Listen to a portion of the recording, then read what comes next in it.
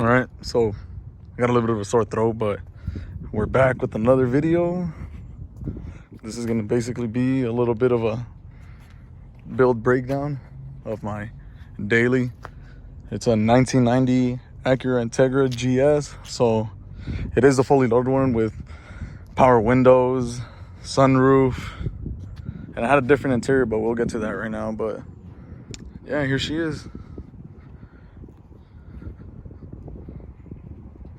All right, so for starters, I'm pretty sure some of these parts, they're from my old Integra, which was a 1992, and it was a base model. So these wheels came off of my old black one that got totaled. I'll probably post pictures somewhere in the video so you guys can see, but it is running MST spoon reps, if anybody's seen the actual spoon wheels. But that's for all right now. They're just wheels to get around in. They are 205s, 15s. They are wrapped in Federals, and I mean, for a daily, they're not bad. They're not bad, and the car does not sit bad at all. And then it is running OEM mud flaps all around. It's pretty much stock as can be. Besides, exterior wise, it's pretty stock. It has nothing. It still has the stock OEM exhaust. It has, like I said, the mud flaps all around. And then you could peep that. And no, I just didn't put it on to put it. I actually have parts from them, which I'm always getting from them all the time. But yeah, here she is. Let me start off with the interior. So there's not much in the hatch going on. It's pretty, OEM, which I prefer a lot. But as you can see, it has the actual OEM door panels. Now, these door panels along with the seats and then the rear seats, they did come off of my 92, my black one. And this one is the GS, so it had different interior panels. As you can see, I still kept the original ones. They were a gray, and it had more aggressively bolstered front seats that matched that color. So the other ones were gray on the outside, a light gray with the dark and black interior, the centerpiece. But I'm trying to keep this car simple, essentially. All it really has right now is the JDM, the Type R, I gotta stop doing that. But this one, all it has is the Integra Type R JDM mats, as you can see. Has a Honda Access original tag. These are left-hand drive ones. I got them from HMO, Honda Motors Online. I love them since they are able to get their hands on pretty much a ton of shit. So that's that. And these are the left-hand drive ones, and surprisingly, they don't look too bad. Besides, you can tell that whole end right there. Another thing I did add was the armrest, since these cars do not come with a center armrest, or they were optional, but this one, I mean, from what I've learned on the forums, they are pretty rare. But my goal with this car is not do nothing too crazy, because that's what I'm trying to do with the Focus I have, the ST, which I do need to make a video on and start catching up and updating on that, since I'm always lagging it on that one. But yeah, my goal with this car is just keep it stock and OEM as possible in the interior, not go too crazy, just add my little bit of flavor to it. Get real wheels on it. I've been thinking about some Kose wheels or some Mugen ones, and either to go with more of a stance build with this one, or a fun daily driver. But I'm leaning more towards that, a fun little sporty daily driver, and keep it, like give it that classic JDM, that classic real 90s look to this car, and keep it period correct. And that's one thing I'm really... Right, so let's just keep on going with the build. Enough of the talking. But yeah, everything works interior wise. As you can see, it has the automatic, the real old school seat belts. They end up just, they unlock it, they like buckle themselves up, and then they do it. It's all automatic. I really like that. There's one thing I really loved about this car is just, it's so 90s, There ain't nothing wrong. There's nothing like it. So first things first, this hub, It's from my old DA9, and this is the NRG steering wheel. The horn doesn't work. I need to get to fixing that. And it's just an Alcantara suede type with red stitching, and that's the theme I'm trying to go with. Red and black with red touches interior wise. The actual chassis of it has 244,465 miles. That's the chassis, but the drivetrain, that's a whole different story. But yeah, it has cruise control, sunroof that works, everything works. A Kenwood radio. I did piece this interior together with all the parts I had from the other one as well, and just try keeping everything stock. It has the coin tray with a little charger, you know, gotta keep that one. AirPods, because I just got back from the gym not too long ago, but you know, on easy. OEM shift knob. A homie of mine, shout out to him, he ended up giving me this Type R shift boot, which I did keep, and I'm really rocking with that look, you know, Type R this, Type R that, and then had this, all these little accents complement each other. I did just put the dashboard cover, which it's funny, when I bought my black DA9, the guy threw this in it, and I never used it till recently now. So that's one thing. Here's a better look at the armors. I do need to do something about it because I'm not feeling the gray.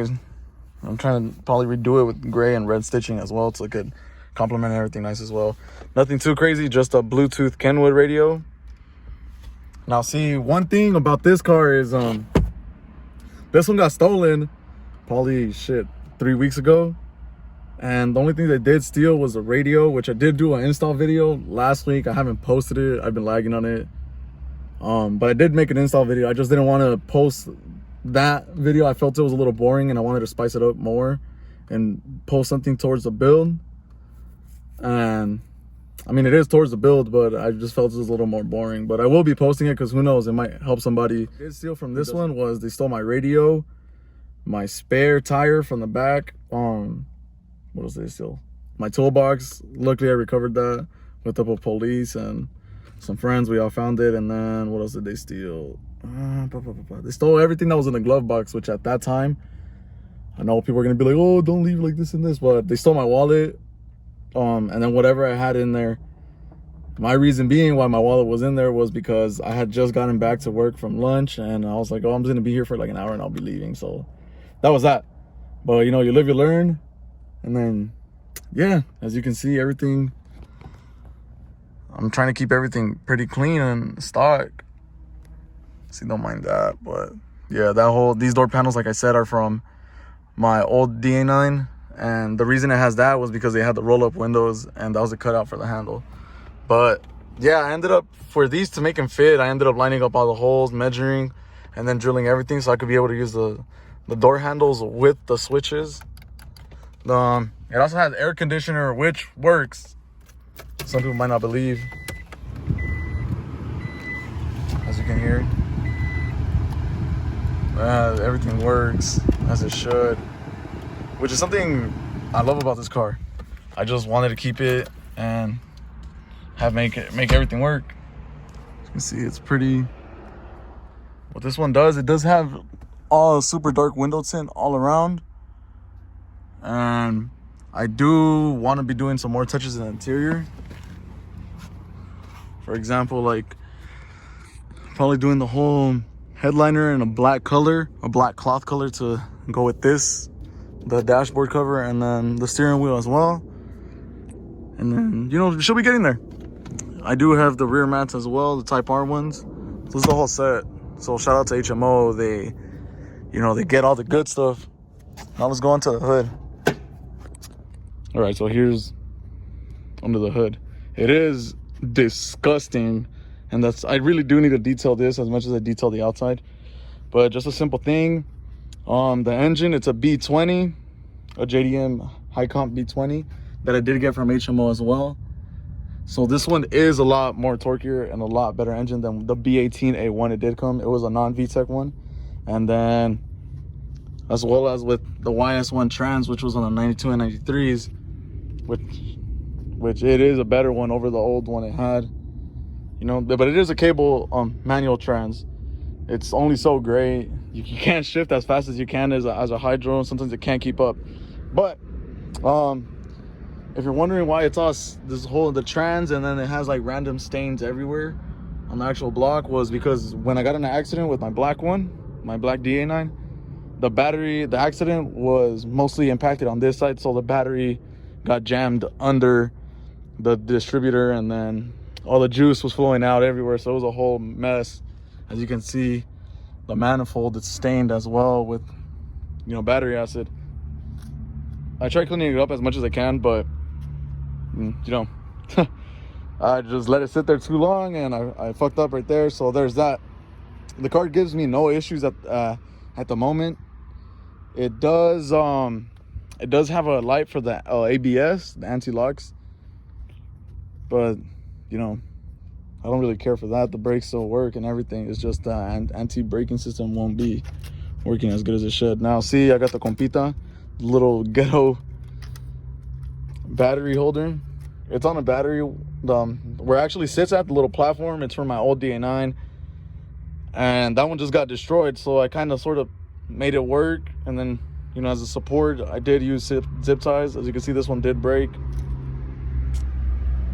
But performance wise, it doesn't have too much on the power section. The OEM intake and the B18 manifold made it up to this one. It is OBD0, and before it got stolen, I was planning on going OBD1, but my smart self left some of the parts, like the jumper harness and jumper conversion, in the trunk of it. But yeah, the YS1 trans has just been rebuilt right before the old engine blew on the black one, and it has a little bit of some goodies inside. It has an Exity OEM stage 1 clutch, and then a Duralast flywheel. I do have a lightweight flywheel at home, which I do need to resurface, and I'll probably throw on this one when I get a new clutch on it as well. But it's pretty stock. It's nothing too crazy. It's just a B20. Makes a hell of a world of a difference, and you know, the car's amazing, and I've enjoyed it a lot more with this power plant. So shout out to Freddie that was like, oh, just get a B20. And surprisingly, this one's off of a 2000 CRV, and you know, it just mates up perfectly fine. Now, as for suspension wise, I will be getting coilovers from my sponsor, because I'm sponsored by Function and Form for my Focus ST. So I'll be hitting them up to get coilovers on this build right here. But I'm planning on going with their Type 2 ones and go with a little more aggressive, a stiffer ride, since it is a pretty fun car in the canyons. That's all I'm gonna say. It's a pretty fun car in the canyons, and it has a lot of potential, but right now it's just sitting on stock struts, lowering springs, and you can feel a lot of the body roll, which I'm really not feeling. It has a lot of body roll, and you know, hitting the corners hard, it just, you know, it ain't doing it right. You can't hit them as hard as you'd want to. But yeah, right now it's just sitting on that.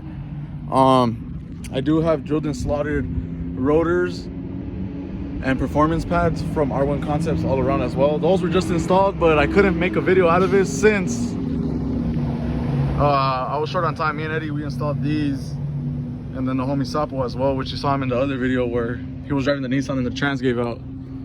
But all I have really planned for this one is probably an aftermarket intake. Honestly, not looking for too much in the power department with this one, since it's pretty fun and reliable as it is. The engine has 60,000 kilometers when I got it, which is translated about what, like 40-ish thousand miles. So it's pretty new. Same thing with the trans, it just got rebuilt. Same thing with the clutch, and you know, it's all running fine mechanically. The rotors are done and everything else has been done, so she's pretty fine as of now. Right now is just doing the little touches that I want in the interior for it. And yeah, I will for sure be sticking to suspension mods as my black DA9 ones had. It had the whole strut bar in the back. We also had the strut bar right here in the front. It had the whole rear lower control arms on that one, and this and that. So yeah, pretty simple build I'm going for. Mostly just handling mods on this one strictly, and at most the air intake, and then, you know, hitting up the compass and getting some sort of little exhaust done to it, but nothing too crazy. For exhaust, I do love the HKS one that they make for this car specifically. It sounds pretty amazing, but it costs about $500-600. So I don't know. On that could be money going towards more suspension mods or any little touches I'd like to it. So as of now, I'm just planning on doing that. Like I said, coilovers, all the strut bars, the front, the mid one, and the back one. Sway bars for sure, the coilovers. That's all gonna be coming in the next coming weeks. So definitely wait on that. I will be making install videos on all that as well. And then also install videos on all of the ST, which I have been procrastinating a lot. And when I say a lot, and I really need to start doing this and just stop talking about it and just start doing it and make a video out of that, because I'm pretty sure somebody will find it useful. Maybe you don't really see too many videos, like, or I don't know. All right, so for the ST, like, yeah, I do need to start doing that, like I said, and I will be getting to it this week. We also just picked up a CB7, a 1990 Accord, a 5-speed. We were lucky to find it, and I picked it up. It was about 800. It was $800 for that one. It needs some work, but it's pretty stock as well, and it's a 5-speed. You don't really see too many 5-speed 90 Accords. They're mostly found in automatics. But yeah, mostly suspension mods for this one. The ST will be getting both power and suspension mods. I do have just coilovers on that one, and then full bolt-ons and tuned, but I'm definitely going to be making a build video and getting into more detail as I did with the DA9 right now. But yeah, if you guys want to see anything specific on either this car or the ST, or have any sort of questions, I've kind of dealt with a ton of bullshit from both cars. This one, the ST as well. Probably the ST more. This one's been a little more reliable. Just had little issues here and there. But yeah, if you have any questions, or anybody needs some sort of suggestion or advice with their DA9 build, as into like a swap or, you know, little hiccups here and there, definitely let me know. I don't mind. And then yeah, I've fallen in love with this platform. A lot of people do prefer the DC2s or DC4s, but I don't know, this car just does it for me. It's 90s, and then one thing I didn't like about the DC2s and DC4s was that the front headlights is what killed it for me, if I'm honest. The front headlights, it was just the circle ones. I don't know, I just wasn't feeling it. They do have the Type R JDM front end, which has the one-piece headlights, which looks way better in my opinion. But like I said, that's a pretty penny to get that. And I've always liked these, you know, these headlights over, you know, the DC2s and DC4s. I ain't got much to say. They're not ugly cars, but they're not my taste. After owning one, I did fall in love with this specific generation, and I wouldn't mind owning another one, but definitely got a lot of love for these cars. Now, see, I do want to give a quick thank you to whoever has been subscribing, liking, or even watching it and taking it out of the time out of the day to watch it. This is probably gonna be my third YouTube video. Whoever's taking the time out to watch it, I really appreciate it, because, you know, we all start somewhere, and I kind of just did this off of people just telling me like, hey, like, try it, and they do have a point. Why not? I could probably be making a lot of content about the most random things, and it isn't a bad thing. I am trying to get better, definitely, with all this, and then the awkward pauses, or speaking a little too, I don't know, just not properly. But it all comes with me getting more comfort with this. You know, there's not much to say. Like today, I come to the most random places just to try to film and get in my comfort zone. As you can see, there's literally nobody. It's a Sunday. Hopefully everybody had a good 4th of July. And yeah, all right, but thank you for watching. I'll be making another video this coming week.